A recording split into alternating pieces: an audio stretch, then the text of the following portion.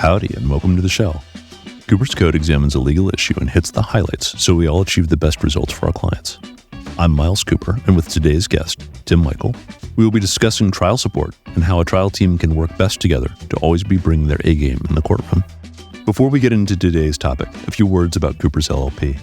We at Cooper's are committed to thought leadership, developing the best talent, and honing skills through learning, practice, trial, and the relentless pursuit of justice for consumers. With lawyers licensed in California, Oregon, and Washington, we're available for free strategic consultation on cases, and we accept referrals and trial co-counsel opportunities. For more information, visit our website at coopers.law or email us at podcast@coopers.law. Welcome back to the show, Tim. Thanks for having me. My goal today is to have a frank conversation about trial support. And having had a recent trial where you were one of the supporting roles in the case, trial tech, as well as many other hats for that case, I wanted to talk about ways that we worked well together, ways that we could improve how we work together, and just various learnings so that those going forward can come up with the best ways as they go into trial to make sure that the attorneys work with the non-attorneys and the team all does its best for the client. That sound like a fair plan? Yeah, sounds great. So what'd I do wrong? Wow, that's all right. It's a tough question to answer. And I want it in a constructive feedback sandwich with well, there are many things you did well, and you're a jerk, and no. Honestly, I do think we worked very well together. Yeah. And things went smoothly for the most part. Yeah. But as is my understanding, with every trial, there are going to be, hiccups and mistakes, and we ran into them. But I was pleased. I don't think there was ever anything that was bad throughout the course of the entire trial, which I think means we supported each other and the case well. I would agree with all that, and I think that there are reasons for that. And some of the reasons are we've worked well together in the past. We know the dance. We've got some systems in place that help things come together. We also tend to approach working together in a collaborative fashion, and even when somebody makes an error, it's not an opportunity to beat the crap out of the person for the error or embarrass them in front of other people. Right. I'm going to take a step back, though, and on the trial support side to an area where I think there is almost always room for improvement, and that is getting the attorneys to make a darn decision on what exhibits are going to be in the exhibit list and in what order, so that the team can actually get the exhibit list finalized, meet deadlines, and get the production done, because there are costs associated with that. In that regard, what makes your job challenging if attorneys aren't giving you answers on what's going to be in the exhibit list? Why is it important to get answers for that? I'd like to start with, when you go to trial, more hands are on the case than generally during the life cycle of the case. So a lot of people are seeing the case for the first time, or they have very little knowledge about the case when they come into it. But you need all those hands on deck in order to be ready for trial. But that means not everybody knows all the exhibits and the evidence super well. And so in our case, we did not have that knowledge level with the exhibits that maybe the attorneys did have. And so while we could be asked, hey, can you go and help prepare this exhibit list? We don't know exactly what needs to be there. We need a lot of that information from the attorneys, but that could be a full-time job for the attorney in and of itself. So it's finding that balance of giving the input necessary to build out the exhibit list, but also using your sense and your past experience to know, what should I put in this exhibit list? Because in some ways it's kind of formulaic, and you can be over-inclusive, which is a good place to start. One of the challenges is in state court, all of these deadlines all kind of come together at the same time. Like, oh gosh, we actually are going to be going to trial. Oh gosh, we actually have to get these exhibits done. And because of the way expert discovery works out, unless you've got a stipulation to do earlier expert depositions, or if you're dealing with opposing counsel where they're not ready, or your experts and their experts are all hard to schedule, you as the support team are trying to get answers from attorneys who are hip deep, forehead deep, a few feet under deep in terms of expert depositions. And so how did you get our attention, or make sure that, look, if I don't get your attention on this, we're going to start blowing deadlines? Well, this is something that we as a firm do well. We, long before trial, We have these meetings, we call them T10s, trial 10s, where the trial team will meet usually about 100 days out from, usually 6 months out. 6 months is our first one. We start 6 months out from trial, and then we kind of take a break until closer to 3 months or 100 days out. But we start 6 months out to just make sure we're at least moving in that direction. We know trial's coming up. Are we prepared if 3 months from now it's still looking like we're going to trial? So that's the first thing, is we kind of orient ourselves 6 months out for what's ahead. So that alone gives the attorney, maybe when they're not a few feet under deep, the opportunity to kind of start thinking about the exhibits. The evidence has already come in at that point, oftentimes, or some of the evidence. But then as we get closer to the trial, within the last 8 to 10 weeks, we're almost having these meetings weekly.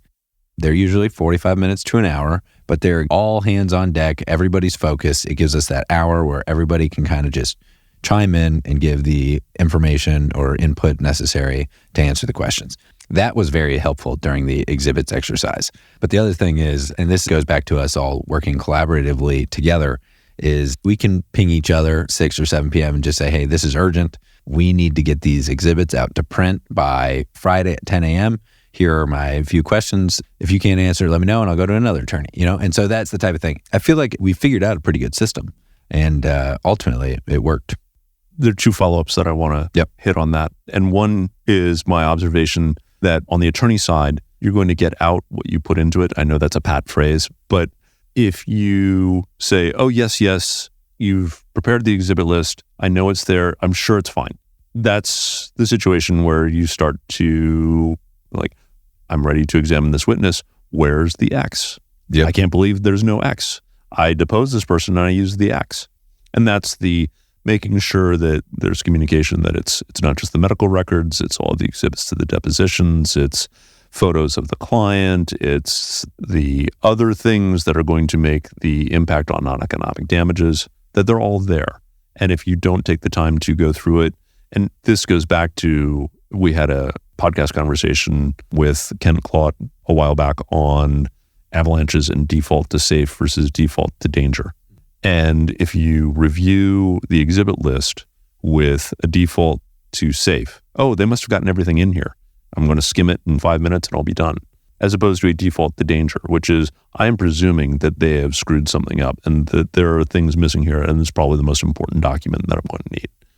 And you have to take that approach, because when you're looking at 800 exhibits, not even the handling attorney whose head has been in this for the entire case can possibly be like, oh, well, out of that 800, this is missing. You really have to take the time to go through this exhibit list. And even then, you have to leave a bunch of spaces for potential exhibits that you may have forgotten, because it's probably inevitable that you will want to show an exhibit eventually that you did not include initially.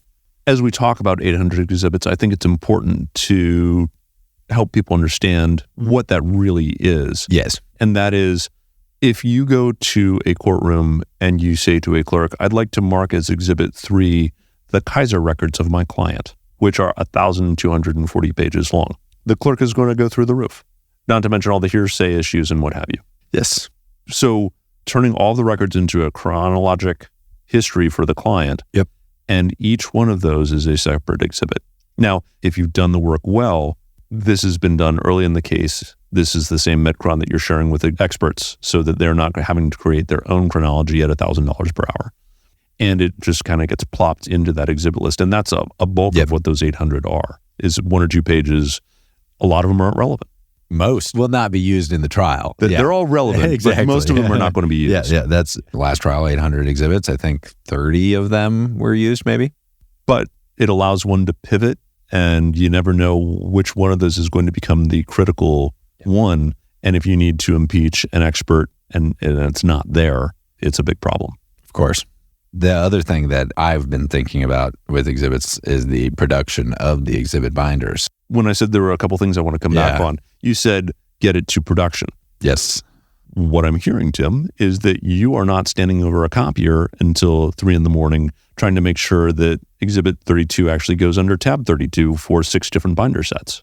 It's funny you say that, because first time that we got to a place where we needed to get exhibit binders, well, at least that I got to that place, was April. And we're in this T10 meeting, and Miles says, yeah, we're going to need binders with all these exhibits. And I go, I didn't even know that we needed such a thing. But I go, okay, well, binder with all the exhibits. And how many sets? Oh, well, we need 4 sets. Judge, clerk, opposing counsel, us. And I go, okay, 4 sets of the exhibits, tabbed. We have a ton of tabs in that back room there. Yeah, I can do that. And he was like, we need these done. This was, I believe, on like a Thursday. And you're like, you're going to need these by Monday. And I was like, yeah, I can do that. And then you said, you are not going to do that. And so I was like, okay, I don't know why not, but there are plenty of companies out there that handle, trial exhibits. They're really litigation support companies oftentimes. One of the things they do is develop exhibit binders. So then I send the materials over them for them to print, and they said, yeah, we'll deliver them to your house on, this Sunday evening before I have to deliver them to the courthouse Monday morning. And, I had obviously skimmed through the exhibits, so I knew how many pages they were, but you don't really put it together if you've never done it. And when the guy showed up with the boxes, I remember thinking to myself, I'm so glad I did not just spend 72 hours building these exhibit binders, because it would have taken that long. You hear a few pitches for why it is more efficient for everyone to have these outsourced. One is very few people keep exhibit tabs 1 through 1,000 on hand. Yes. Or have that many binders where they all look the same way. The other is the folks who do this are professionals and of the utmost quality, where they have a quality assurance process where they go through and they double and triple check to make sure that the right thing is in the right place. Now, it's on us to make sure that they have all of the right exhibits and they've been pre-numbered in the right way where they get it. Of course. But I have, back in my box schlepper trial prep days, I've prepared exhibit binders, and I've been with teams that have been there till 2 a.m. making the copies. And the number of times that the copier jams, you're missing page 3 of 5, and you're not sure how it's going to all come out. There's a reason that these companies exist, and they do it well. And it then becomes a case cost. And if you're a prevailing party, it's nice to have that case cost as opposed to it being something else. Yeah, us having worked it up in our back office. The other thing, going back to they're true professionals, what I've really liked about them is we pre-mark our exhibits. So we get the stamp on the front page. And these last sets I did, I got a call from them 2 days into printing. And they say, hey, yeah, your exhibit 566 doesn't have a stamp on it. And I was like, oh, all right, let me get you a new one. And so then they went and I put a stamp on it, sent them a new one, and then 566 was stamped in the binder. That tells you that the quality assurance is just top flight. I mean, they must be checking every single page almost. So I was truly impressed. It's hard to get that amount of time, especially in the run up to trial, even with a sizable trial team, to be able to have that level of detail. What else is helpful from the attorney perspective in terms of getting information to you to be the best you can be in terms of trial support? And here I'm fishing for a specific answer. And that is making sure that there are checklists so that you're not having to know, like, oh, I will use my ESP to figure out what this person actually wants in the courtroom. So things like original documents, anatomical models, Post-its, highlighters, pens, 3-hole punches, copies of prior depositions in boxes with an expert's name marked in big letters on them, and go. Exactly. Well, so and that was something that you, with your experience, knew to do. And so a couple of days before trial, got a message from you saying, here's a list of things I need at the courthouse. And it was a long list, but very straightforward. Was able to just go collect everything I needed. Now, occasionally you do run into the issues. So it was like, oh, wait, where are our 3-hole punchers? So then I had to order a 3-hole punch, or you wanted a demonstrative, if you will, of a bunch of expert stepos. So that people aren't trying to figure out what we're talking about. Yeah. I should be specific. We had an expert, I'll even use the name Hoddick, who is a known radiologist and who is always saying on the defense side that there's changes in the spine or age-related degenerative conditions, and there's nothing on imaging that is indicative of any trauma. That phrase appears word for word in, I think we had, 30, 40 depositions? Yeah, we had 36, I think. Yeah. And so a parlor trick, Melvin Belli was the father of demonstrative evidence, grandfather at this point, great-grandfather. And I learned some of these tricks from trial lawyers who I grew up with, where you show up with a big box that says Hoddick depots on the side. And then you stack them up there and people can see how often this guy has been paid by the other side to say something that's awful and demeaning for your client. So, and on the trial support side, you're probably wondering, why does he want these red plastic tabs to go on the top? Exactly. He goes, hey, I got these 36 depots. I would like you to print them, and I need copies for the judge and for the, and I was like, okay. And he's like, and I need one of them to look nice, so they need to be bound. And so I'm sitting there like, okay, now I need to get out, find these depot covers. These things take time, but what's nice about working with you is you're thinking several days enough in advance to where it's not the night before the Haddock depot, and you're like, wait a minute, I would like 36 of these depots. It's several days before the Haddock depot. And I appreciate the feedback, but I will tell you, the only reason I am good at that is because I sat in your seat.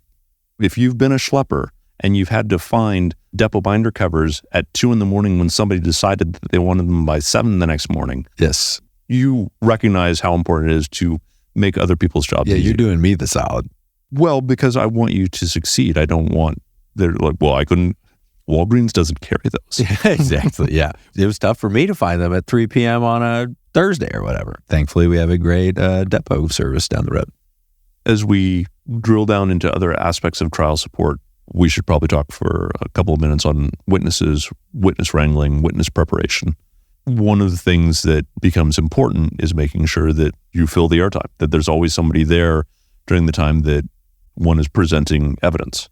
So how did you work with folks, the team, in terms of making sure that we had the contact information for the people who were coming, they knew where they were coming so that they were on time, parking was explained to them, juror lines or security was explained to them, and we had the schedule kind of slotted out to make sure that people knew where they were going?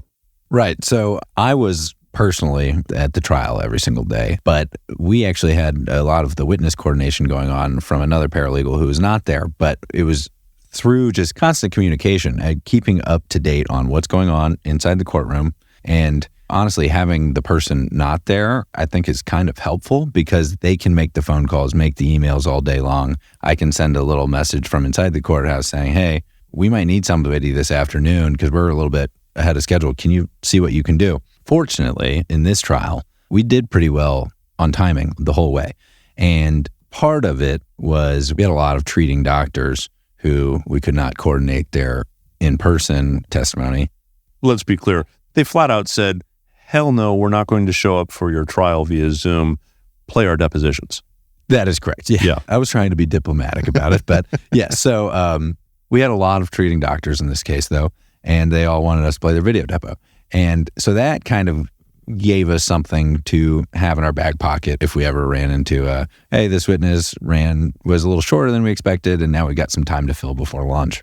But what would be nerve-wracking is there were the occasional situation where witness wraps up way quicker than we thought before lunch. We even thought they were going to bleed over into the afternoon hour. And now we've got, that hour and a half lunch window to figure out what we're going to do. And we don't have any video depo yet figured out. A lot of times this was because the judge hadn't even ruled on the deposition designations yet. And I think this is a good opportunity to talk a little bit about doing the best one can to plan in advance. And this is an area, to me, it seems to happen every trial. Yeah. There's going to be a witness or a few that appear by video depo.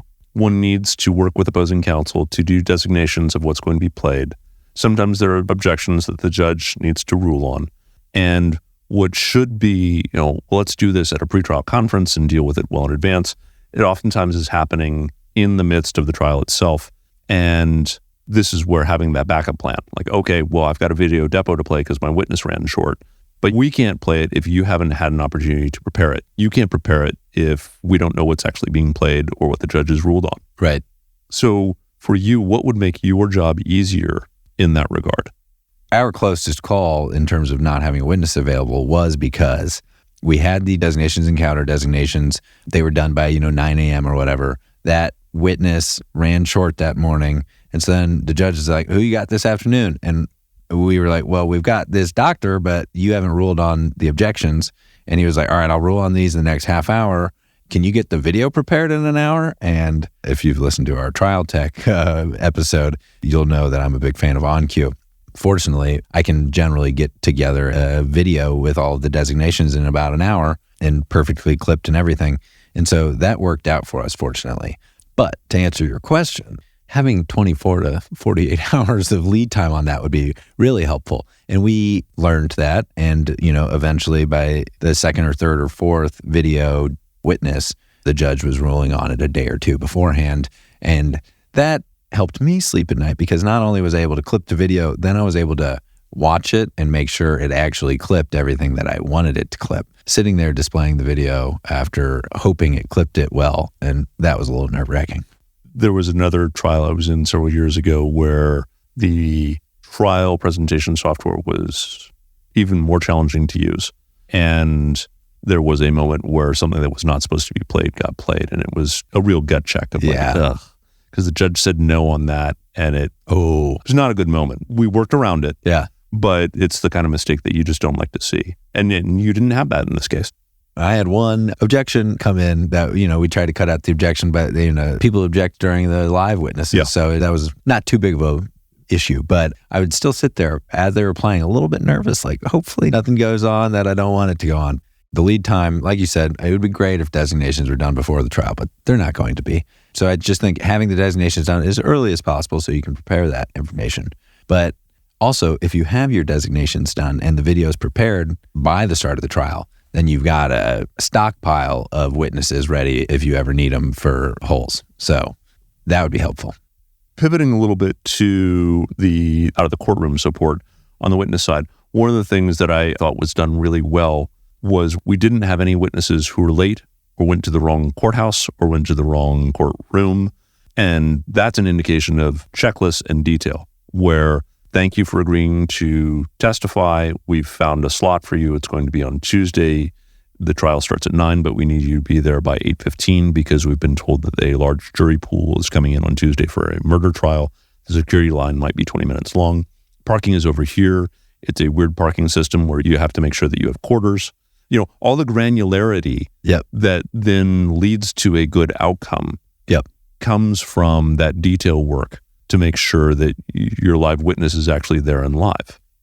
In this trial, our out-of-courtroom coordinator, her name's Kristen. I think you need a Kristen in my mind. And this is why I think the team is super helpful because you had the attorneys up there. They're doing everything that they need to do every night to prepare for the next day. And while I don't necessarily have to prepare a lot of things for the next day, I'm making sure that I've supported the attorneys and have everything they need for the next day. And that includes making sure everything that needs to be printed is printed. And there's just a lot that kind of comes up in between the days. And I could not imagine then adding to it, making sure I'm calling the witnesses, potentially 2 per day, explaining all of these details. And then when they call 8:30, they're in traffic, they're running behind, but I'm, already in the courthouse. Having somebody with that level of focus on such an important job, it's super helpful.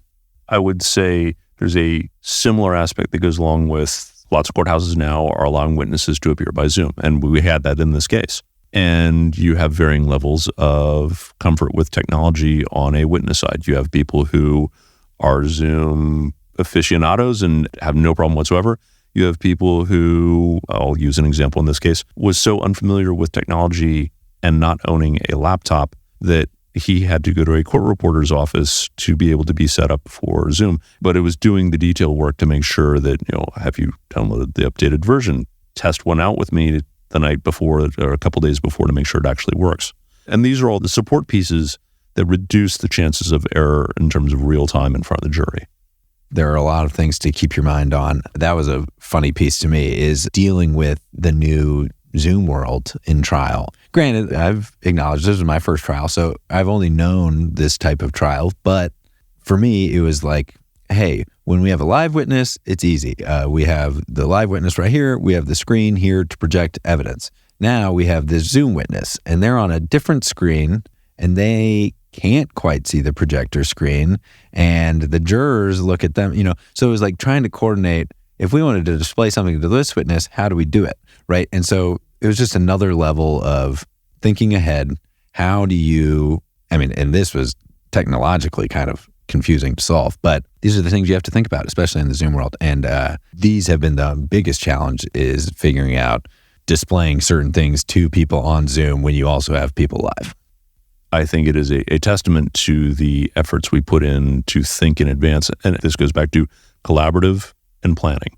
And it's funny you bring up the T10s because that was not at the trial meeting starting 6 months out and then being scheduled closer and closer so that everyone has a granular understanding of what everyone else is doing and somebody owns each project to make sure that nothing drops through the cracks. Yes, because, this subject is trial support. Trial support to me is not just that month we were in trial. It was the 6 months leading up to trial. There is a ton of support that goes into preparing that case for trial. And we prepared it, and then it's quite the experience, that first trial. As we kind of come into the tail end of things, are there other areas on the support front, nuggets, what have you, that you think are worth bringing forward before we wrap up? If you can get yourself into such a position, I would recommend it. It really clearly worked out for you, and I've learned a ton, and I look forward to hopefully keeping this position for the next trial and learning more at that one. And hopefully someday I will also be getting witnesses. And one of the things I'll say about that is I've done many jobs in a law firm, and people talk about things being the journey, not the destination. I've enjoyed aspects of every single thing I've done, and I've found challenges with every single thing I've done. And I think some of that is the approach that you bring. But if every time you're bringing a level of professionalism like the people on our team do, like you do, there is a joy to doing even what can seem like the most mundane of tasks. Absolutely. Well, thank you for being on the show, and thank you for doing all that you do, Tim. Thanks for having me, Miles. And thank you for listening today. Please email us at podcast@coopers.law with questions, comments, feedback, and suggestions on how a trial team can work best together. Like what you heard? Share us with a colleague and leave us a 5-star review on your podcast platform of choice. To all of you doing justice out there, happy hunting.